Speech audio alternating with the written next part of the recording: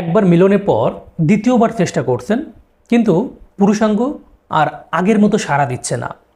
অনেক চেষ্টা করেও ব্যর্থ হচ্ছেন এবং মনে মনে ভাবছেন আপনার হয়তো বড় কোনো শারীরিক সমস্যা হয়ে গেল। অনেক পুরুষই কিন্তু এই অভিজ্ঞতার মধ্য দিয়ে যান। তো আজকের ভিডিওতে আমরা খুব সহজ ভাষায় মেডিকেল দৃষ্টিকোণ থেকে বুঝব কেন এমন হয় এবং এর সমাধান কি হতে পারে। তো ভিডিওটি শেষ পর্যন্ত দেখতে থাকুন।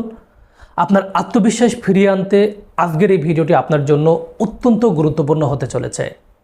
তো আর দেরি না করে চলুন তাহলে মূল আলোচনা শুরু করি। প্রিয় দর্শক, মেডিকেল সায়েন্সে এটাকে বলা হয় রিফ্র্যাক্টরি পিরিয়ড, অর্থাৎ একবার বীর্যপাতের পর পুনরায় উত্তেজিত হওয়ার জন্য যে সময়টুকু নিতে হয় সেটাই হলো রিফ্র্যাক্টরি পিরিয়ড। একদম সহজ কথায় বুঝুন, মনে করেন আমাদের শরীর একটি ইলেকট্রনিক ডিভাইসের মতো। একবার ডিসচার্জ হওয়ার পর এটি আবার রিচার্জ হতে সময় নেয়। তো যখন একজন পুরুষের বীর্যপাত ঘটে তখন তার মস্তিষ্ক থেকে প্রোল্যাক্টিন নামক এক ধরনের হরমোন সিক্রেশন হয়। তো এই হরমোনটির প্রধান কাজ হলো শরীরকে শান্ত রাখা এবং লিঙ্গকে শিথিল করা। তো বীর্যপাতের ঠিক পরপরই শরীরে এই প্রোল্যাক্টিন নামক হরমোনটির মাত্রা খুব দ্রুতই কিন্তু বেড়ে যায়। তো এই হরমোনটি সরাসরি আপনার অ্যারোজাল বা উত্তেজনাকে কমিয়ে দেয়। মনে রাখবেন, এটি কোনো রোগ নয়, এটি প্রকৃতির পক্ষ থেকে বলতে পারেন আমাদের শরীরের জন্য একটি নিরাপত্তা ব্যবস্থা বা সুরক্ষা কবচ, যাতে আপনার হার্ট বা স্নায়ুর উপর অতিরিক্ত চাপ না পড়ে। তাই ঘাবড়ানোর কিছু নেই, এটি আপনার সুস্থতারই প্রমাণ। তবে এই রিচার্জ হওয়ার সময় বা বিরতির সময় এক একজনের জন্য কিন্তু এক এক রকম হতে পারে। সাধারণত 18 থেকে 25 বছর বয়সীদের ক্ষেত্রে এটি মাত্র 10 থেকে 15 মিনিট হতে পারে।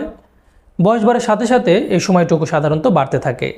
30 বা 40-এর কোঠায় এটি কয়েক ঘন্টা থেকে শুরু করে একদিন বা 2 দিন পর্যন্ত হতে পারে এবং 50-এর পর এই গ্যাপটা আরও বেশি দিন হয়ে থাকে।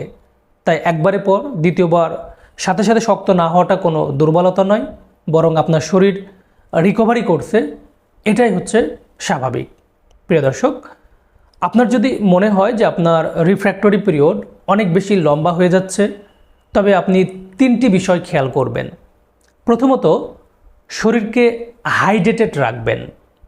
বীর্যপাতের পর শরীর থেকে যেহেতু অনেক তরল বের হয়ে যায়, তাই বীর্যপাতের পর 1 গ্লাস পানি বা দুধ অথবা 1 গ্লাস ফলের রস পান করলে শরীর কিন্তু দ্রুতই রিকভারি করবে। দ্বিতীয়ত, স্নায়ুকে শান্ত রাখতে হবে এবং মানসিক চাপ কমাতে হবে। আপনি যদি দ্বিতীয়বার শক্ত হবে কি হবে না এটা নিয়ে দুশ্চিন্তা থাকেন, তবে পারফরমেন্স অ্যাংজাইটির কারণে আপনার লিঙ্গ একেবারেই শক্ত হবে না। দ্বিতীয়বার হবে কি হবে না এই টেনশন করলেই প্রোল্যাক্টিন হরমোনের মাত্রা কিন্তু বেড়ে যাবে। তাই দ্বিতীয়বার মিলনের জন্য একদমই তাড়াহুড়ো করবেন না। গভীরভাবে শ্বাস নেবেন এবং এই সময়টা সঙ্গীর সাথে গল্প করবেন।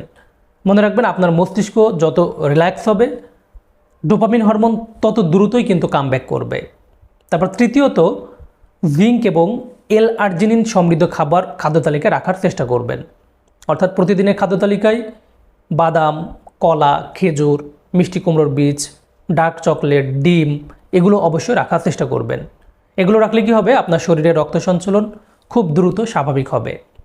তারপর যারা নিয়মিত এই সমস্যায় ভুগছেন তারা ডায়েটে একটা বিশেষ কম্বিনেশন রাখতে পারেন, অর্থাৎ ashwagandha powder, shatamuli powder, alkushi powder, maca powder এবং জিনসেং পাউডার। এই প্রত্যেকটা পাউডার 50 গ্রাম পরিমাণে নিয়ে খুব ভালোভাবে মিক্স করে একটা এয়ারটাইট জারে রেখে দিবেন। তারপর সেখান থেকে 2 চা চামচ পরিমাণে নিয়ে 1 গ্লাস কুসুম গরম দুধের মধ্যে ভালোভাবে মিশিয়ে দিবেন এবং এর মধ্যে 1 চামচ পরিমাণে মধু অ্যাড করে প্রতিদিন রাতে ঘুমানোর 1 ঘন্টা আগে চমৎকার এই নাইট ড্রিঙ্কটি আপনারা কিন্তু খেতে পারেন।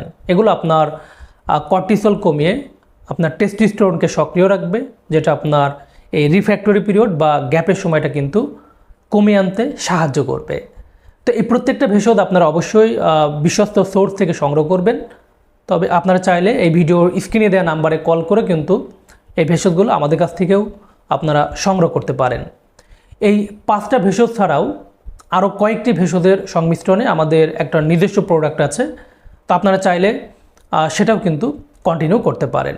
প্রিয় দর্শক, সর্বশেষ মনে রাখবেন, যৌনজীবন কোনো প্রতিযোগিতা নয়, এটি একটা আনন্দদায়ক অভিজ্ঞতা।